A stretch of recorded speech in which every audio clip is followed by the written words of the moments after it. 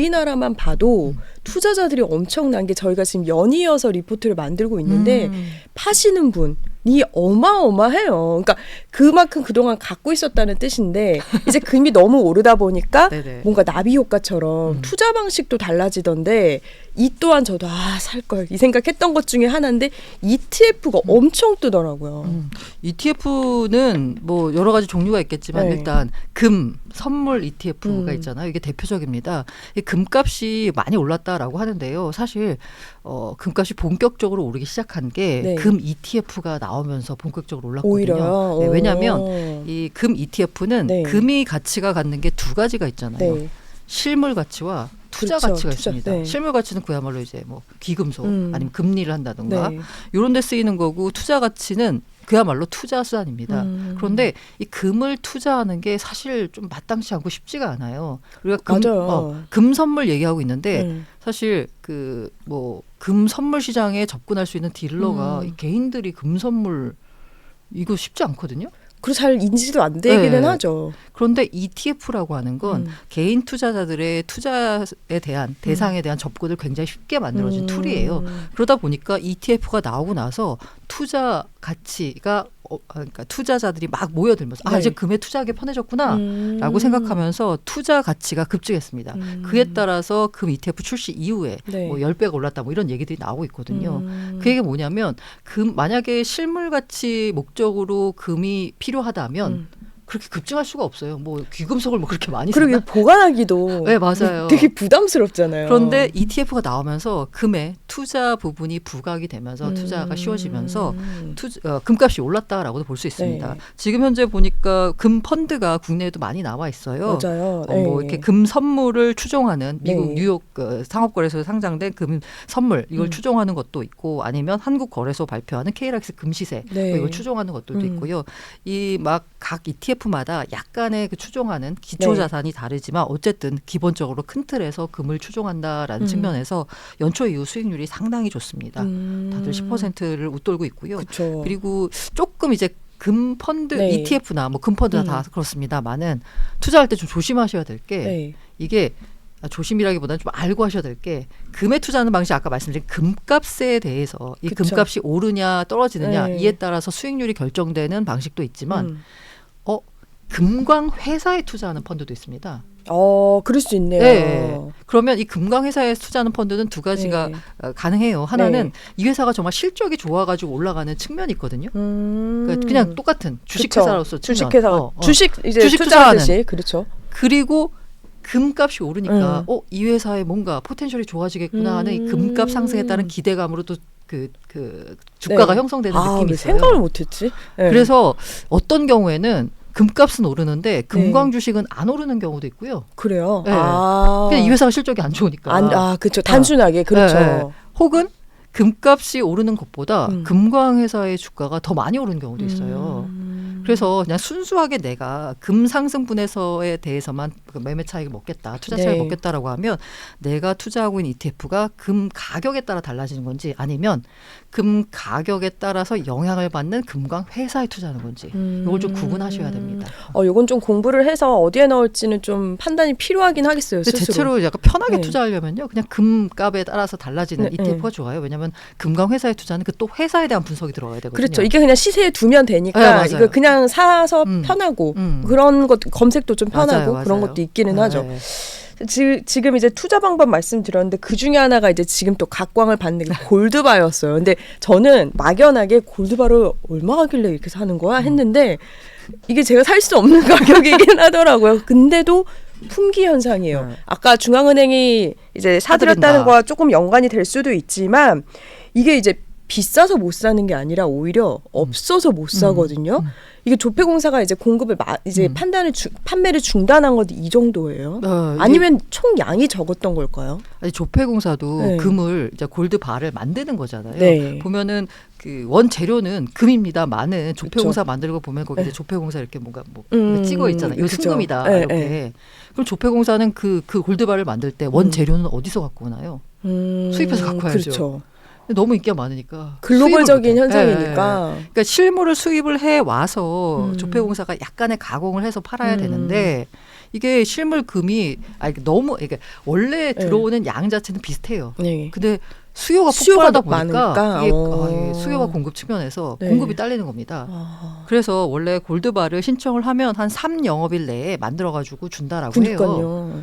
근데 3년일 내에 줄 수가 없게 된 상황이 되니까 그렇다고 마냥 일종의 뭐 예를 들어서 매수 주문이 들어왔다 그러면 마냥 대기 뭐 3개월 뒤에 줄게요. 뭐 1년 뒤에 줄게요 하고 네. 마냥 대기를 걸어둘 수도 없잖아요. 네, 그렇죠. 그러니까 조폐공사가 택한 방식은 일단 잠정 중단. 그래서 원재료 수급이 원활해질 때까지는 잠정적으로 중단하겠다라고 밝힌 상태라서요. 지금 아마 은행 가셔서 골드바 찾으시면 어떤 곳들은 아예 판매 중단됐다고요. 판매 중단한 곳도 있고요. 아니면은 이 골드바를 만드는 곳이 조폐공사만 있진 않습니다. 조폐공사가 제일 공사 믿을만 하니까. 그쵸. 특히 금 같은 경우에 이게 정말 이게 진짜 순금이어야지 가치가 그럼요. 있잖아요. 네. 그러다 보니까 이제 그 다른 제조사에서 만든 것들을 많이 취급을 안 해서 그렇지. 예를 들면 우리은행 같은 곳에 가면은 아직 할 수 있다. 조폐공사가 아닌 다른 곳에서 만든. 네. 근데 이것도 아까 금값이 그쵸. 게다가 품귀 현상 때문에 엄청 비싸다고 했잖아요. 예약을 걸어놓는다고 하더라고요. 그래서 골드바가 아까 네. 이게 하나 사면은 너무 비싸요. 1,600만 원 뭐 이렇게 맞아요. 말씀하셨잖아요. 근데 요새 하나 사기가 1kg짜리 하나 사는 게 너무 부담이니까 뭐 미니 골드바가 나왔어요. 그렇죠. 뭐 근데 1g짜리도 맞아요. 있고 그렇더라고요. 근데 그거는 이제 판매 안 하고 네. 우리은행 가셔도 1kg짜리만 판다라고 합니다. 이젠 할 수 있는 게 없네요. 그러면 결국에는. 그래서 아까 이제 중앙은행 말씀하셨는데 이번에 금 이야기가 나오면서 어제죠. 쏟아졌던 기사들이 한국은행 왜 안 샀냐. 그쵸. 2013년인가 마지막이더라고요. 네네. 이게 뭐 특별한 이유가 있는 건가요? 하느니 금을 사지 않는 이유를 네. 약간 뭐랄까 좀 그럴듯하게 설명을 하자면 네. 낮은 유동성. 일단 낮은 유동성. 왜냐하면 주식이나 채권에 비해서 금은 사실 유동성이 떨어집니다. 그동안 또 그래 왔죠. 떨어질 또. 수밖에 예. 없고요. 그리고 이제 한은 같은 경우에는 환율 방어를 위해서 개입을 하는데 외환 보유액의 상당수를 금으로 조성한다. 근데 유동성이 떨어진 자산이다. 네. 그럼 기민하게 뭐 환율 시장에 개입을 한다던가 네. 뭐 이럴 때 대처가 어려워요. 음. 그래서 이 유동성이 떨어지는 자산에 대해서는 네. 약간 이게 너무 포지션을 많이 갖고 그렇죠. 왔었잖아요. 그런 이유가 있고요. 두 번째는 높은 변동성. 이 금값이 지금에야 막 오르는 것 같지만 사실 몇 년 동안은 관심 바뀌기는 했어요. 또. 그리고 이렇게 많이 올랐으면 사실 산이 높으면 골이 깊다고 또 떨어질 수도 있잖아요. 그렇죠. 이 변동성이 있는데 이런 변동성이 큰 자산을 가지고 외환 보유액을 구성한다. 이것도 약간 리스크가 있는 리스크 거고요. 크죠. 클 수 있죠. 네, 게다가 이 세 번째가 이 금의 특성인데요. 이자가 안 나옵니다. 네. 근데 보관 비용은 발생해요. 그쵸. 그러니까 오히려 돈이 더 들어가는 맞아요, 게 맞아요. 있죠. 그러니까 뭐 그렇진 않겠지만 이론적으로 금값이 변하지 않는다라고 하면 오히려 들고 있는 자산 가치는 없어지는 약간 그런 느낌인 거예요. 그래서 안 하는데 그래서 안 한다라고 설명을 하는데 네. 제가 느끼기에는 네 트라우마가 있어서 그런 거 아닌가. 트라우마. 네. 과거의 트라우마. 네, 이게 뭐냐면 뭐 아시겠지만 이게 금을 언제 우리가 많이 샀냐라면 한국은행 김중수 전 총재 네네. 시절에 금을 많이 샀어요. 그렇죠. 그때 이제 그때가 마침 금이 급등하던 시절이었거든요. 네. 근데 한국은행이 갖고 있는 금이 얼마 안 되다 보니까 왜 한국은행은 왜 금 같은 거 사가지고 외환보유로 쌓아두지 않느냐라는 얘기가 지적이 나왔습니다. 네. 그래서 그때 샀어요. 많이 샀군요. 그때 본격적으로 그때. 샀습니다. 네. 그런데 그리고 나서 하필 열심히 샀어요. 그러니까 2011년부터 2013년 초까지 한 90톤 정도를 집중 매입했거든요. 당시로 보자면 외환 보유액 한 0.2%밖에 금이 아니니까 금을 좀 사서 늘려라라고 했는데 하필 2013년부터 금값이 떨어지기 시작했습니다. 그 이후에 안 산 거군요. 그리고 나서 네. 아마 기억하시는 분도 있을지 모르겠는데 아마 하는 분들은 다 기억하시겠죠. 13년 10월에 그 김중수 전 총재가 국감장에 불려놓으라서 국회의원 혼을 납니다. 왜 금을 사가지고 말이야 이러면서 아니 그 한은이라고 하는 게 안정적인 자산을 들고 가야지 이렇게 뭔가 급등락하는 위험한 자산을 이자도 안 나오는 이런 비용만 드는 금을 왜 이렇게 많이 사가지고 그것도 웃기긴 하다. 그 전에는 올랐으니까 또 샀을 텐데. 네. 그 전에는 왜 안 사냐 0.2%밖에 그쵸, 이런 그쵸. 또 국감장에 불려가서 왜 이제 금을 많이 왜 사가지고 샀네요. 그쵸. 그래서 하는 총재가 금을 사랑한 총재라고 불리면서요 국감장에 손이 났습니다. 그 다음부터 한국은행이 괜히 샀더니 또 여기다 그럼 먹고 내 마음대로 막. 전망이 안 되니까. 맞아요. 너무 이해되는데요. 이 말씀을 해주시니까 안 산 이유가 네. 그 어떤 거보다도 무서운 거잖아요. 아니 뭐 그게. 하느니 설명하는 그 네. 약간 합리적이고 논리적인 이유가 다 말이 되는데 제가 느끼기엔 약간 트라우마가 있어서 왜냐하면 이런 상황에서 우리가 또 샀다가 그렇죠. 사실 어떻게 될지 모르는 거죠. 이러다 또 떨어지면 또 혼나는 거 아니야? 약간 이런 트라우마가 그쵸. 있어서가 아닐까라고 생각을 해봅니다. 특히 뭐 트럼프의 변수도 크고. 근데 지금 금붐 그야말로 금붐인데 일어나면서 저한테 많이 물어보는 게 저희가 계속 이제 ETF도 얘기를 했는데 네네네. 실물 금과 그러면 실물이 아닌 금을 도대체 어떻게 사냐는 물어보시는 분도 있고 금광에서도 말씀해 주셨고 네네네. 이게 그러면은 뭐 금은 가서 사면 되는데 뭐 이거 어떻게 투자를 해야 되냐 해서 투자 방법을 의외로 모르는 분들도 되게 많아요. 왜냐하면 금 ETF까지 생각을 못 할 수 있거든요. 그쵸. 금광회사를 생각 못 하듯이 이게 구분을 좀 해주세요. 투자 방법에 있어서. 일단 네. 금을 투자할 수 있는 방법은 역시 보여야 맛이지. 만져야 마시죠. 그렇죠. 네. 그래서 골드바 사는 분들입니다. 실물 금에 투자하는 거고요. 그렇죠. 거래소나 뭐 은행에 가서 사시는 수 있고요. 제가 느끼기에는 이 골드바는 약간 심리적인 만족감 이렇게 약간 이렇게 금고나 아니면 약간 부자 된 것 같고 머리 밑에 그렇죠. 놔두면 부자 된 것 같은 느낌 네. 빼고는 투자 수단으로만 보자면 적합하지 않습니다. 아 그래요? 그렇게 네. 보세요. 왜냐하면 비용이 네. 많이 들어요. 아. 일단 어쨌든 이 혹시라도 투자 목적이라고 에, 하면 에.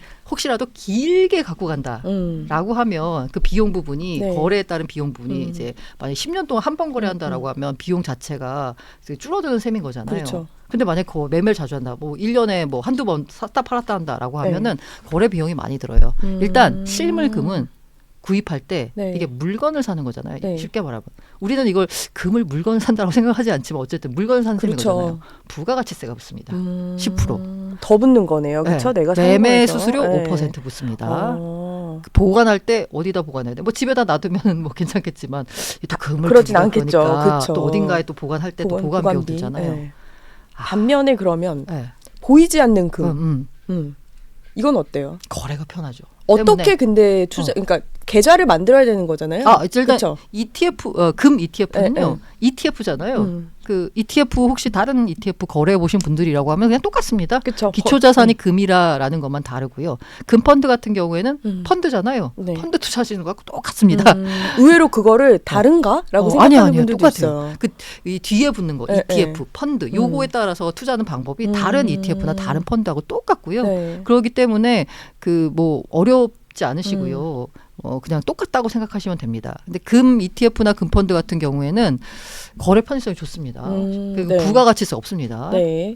그리고 매매 수수료는 없어요. 근데 이 펀드잖아요. 그렇죠. 운용 수수료, 운용 보수 네. 줘야 되죠. 네. 그게 부과가 되고 있고요. 그리고 매매 차익 시 15.4%.